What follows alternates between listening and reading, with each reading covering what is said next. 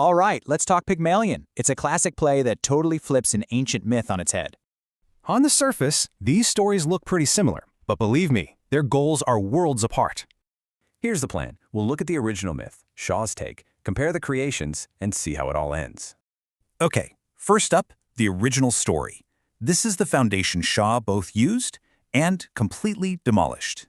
So in Ovid's myth, a sculptor is so over real women, he literally carves his perfect one. He falls for his statue, and boom, a goddess brings her to life. But notice, Galatea has zero say in this. All right, fast forward 2,000 years. George Bernard Shaw takes this old myth and gives it a modern spin. But Shaw wasn't interested in romance. He was taking a shot at the class system and old-fashioned gender roles. This is a great example of intertextuality.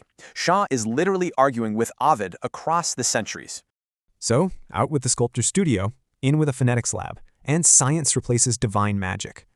Okay, so let's compare the creations themselves. How is Eliza Doolittle different from the statue, Galatea? And this really breaks it down. Galatea is basically an object, but Eliza, she's a person with her own agenda. Yeah, Eliza isn't some blank slate. She goes to Higgins because she wants to get a better job. And she gets it. It's not just about her speech, it's about being treated like a human being. So what's the real power source here? What's the engine driving these incredible changes?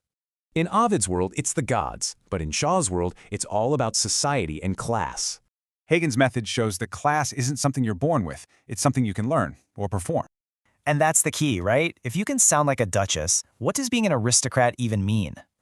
So Higgins wins. Eliza passes as a duchess. So, why isn't this a happy ending?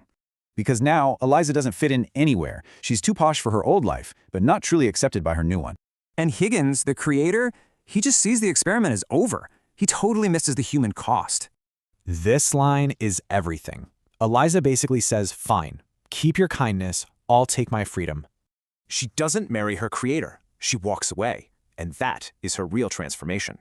So Shaw takes a myth about a man creating a woman and turns it into a woman creating herself. It makes you think, doesn't it? If you can change someone's identity, what do you actually owe them?